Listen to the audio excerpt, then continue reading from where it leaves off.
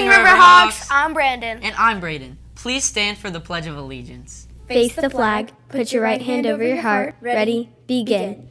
I pledge allegiance to the flag of the United States of America and to the republic for which it stands, one nation, under God, indivisible, with liberty and justice for all. Please be seated. Did you order a Spear shirt? Well, they are here, and we will be handing them out next week. For 8th grade, it's on Monday, September 16th at lunch, and for 7th grade, it's on Tuesday, September 17th at lunch. Please enter the door next to the stage and go into the NPR. Then exit through the doors by the lunch tables. Aren't sure if you ordered one? Check the list posted by the ASB window. ASB's ice cream sales are today at lunch by the stage. As a reminder, the cost is $3 and we only take cash. The public library will make its first guest appearance to our library on Tuesday, September 17th during lunch. Sign up now to join us to create your own journal. The possibilities are endless. Stop by the library now for more details and to sign up. First come, first serve. Attention students and staff. Norte Notes begin Monday. But what exactly is Norte Notes? With Norte Notes, you can give someone, whether it's a student or staff member, a positive affirmation if they did something nice for you. If you would like to send a Norte note, ask your advisory teacher, or you could go to the library and there will be a stack next to the lockbox. Hey, Riverhawks! The big school fundraiser is almost over and we are so close to our $60,000 goal. Listen, we only have until Sunday at midnight in order to get to our goal. We have an updated incentive. What are these incentives, Braden? I'm so glad you asked, Brandon. If we reach $55,000, Miss Welch will get slimed at lunch on the stage. If we get to $60,000, Mrs. Welch will dye her hair pink and Mr. Burleson will dress like a clown for a day. And this just in, Mrs. Bennett will get slimed if we reach $65,000. We can do this. Keep it up, Riverhawks! Let's send it over to our principal, Mrs. Bennett, for her weekly message. Good morning, Riverhawks. Happy Friday. We're going to take a little pause on the Source series because there's a couple other things we need to talk about. So let's start with the good news first. I want to thank all of you, both our teachers and our students, for a fantastic job on our scripted lockdown drill the other day. I know that sometimes this can be unsettling, it can bring up fears and concerns, especially with recent events in the news, but it really, truly is such an important thing for us to practice. We hope you never have to use the strategies we teach, but we want everyone prepared in case at any time in their life, school or another public venue, you have to put those skills into action. You guys did a wonderful job taking it seriously. I heard great things from teachers. I saw great things, as did Miss August, when we walked through classrooms, and we really appreciate the good, thoughtful questions.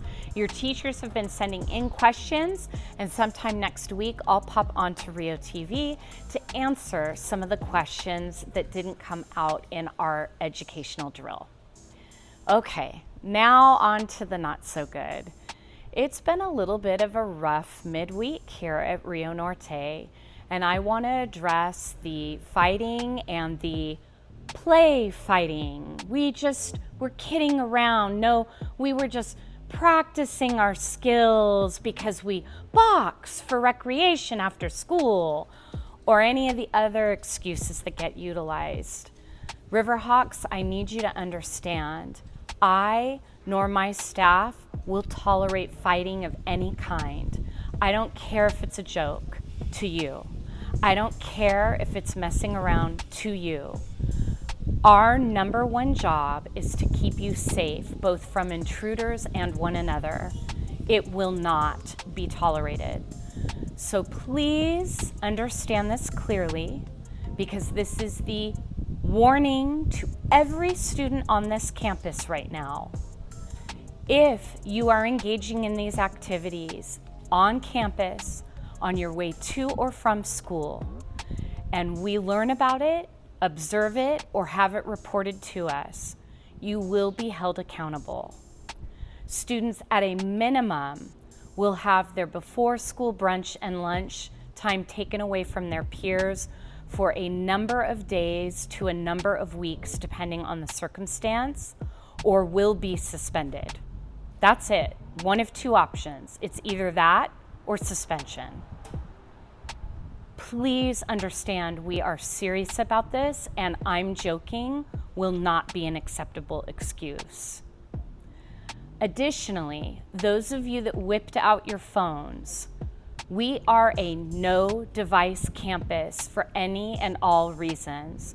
The only exception would be to your safety. And even at that time, as we explained in the drill, law enforcement encourages you not to use phones, even in that kind of emergency. But that would be the only exception under the direction of staff. Those who were able to be identified as recorders were addressed. If you are part of recording instances like that, we will address that as well.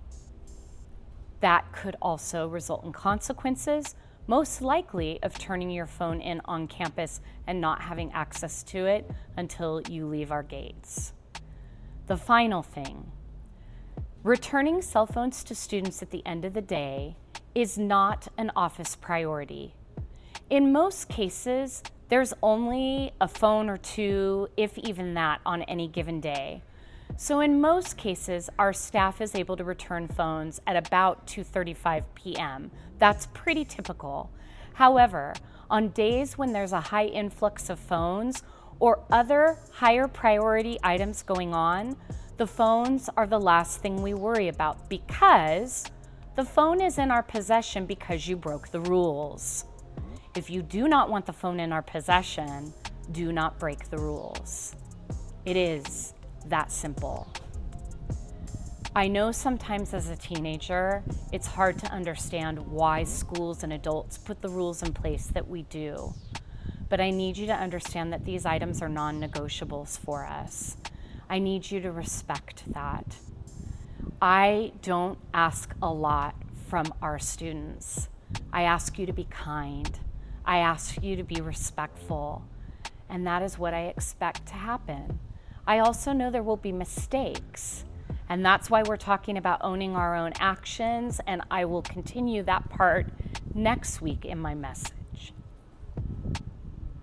But I do need you to take these things seriously for the safety and the wellness of everyone, adults included, at our campus. Okay, so on to bigger and better things. We know Rio Norte is a fantastic place, and we know that our students are amazing. Mistakes are in the past. People are dealing with the consequences of their actions, and they will get up and they will move forward right along with us as a whole campus next week and moving forward. To those that have owned their actions this week, I thank you for doing that. We learn, we grow, we move on. So Riverhawks, have a fantastic weekend. Really push that fundraiser. We are getting so close and we need that money. And yes, ASB and Mrs. Welch, they have talked me into it. If we can beat our record, our goal was $60,000. If we can beat it and get to $65,000, we're going to give you until midnight on Sunday night to do this. If we can beat that record, I will be slimed with Mrs. Welch. So, Riverhawks, can we meet that challenge? Can we bring in $5,000 more than what we hoped for? It's on all of you this weekend. And those of you that still don't have an account, there's about 400 of you. You still have time. Create that account. Get those 20 emails or texts, or bring in $25 or more, and you will get an extended brunch one day very soon. So Riverhawks, let's meet the challenge and have a fantastic weekend. Brandon, are you a football fan? I sure am. So, I'm excited about Football Frenzy from ASB. Watch this to find out more. Hey Riverhawks! On Thursday, September 19th, we will be having a football-themed Spirit Day in honor of the start of the football season. You can wear your favorite football attire like hats, jerseys, and t-shirts. Spirit points will be awarded. Can't wait to see you in spirit! And finally, here's your daily dose of positivity. If you could dream it, you could do it. Walt Disney. Well, Rio, that's it for today. I'm Brandon. And I'm Braden. And we'll see you next time on RioTV.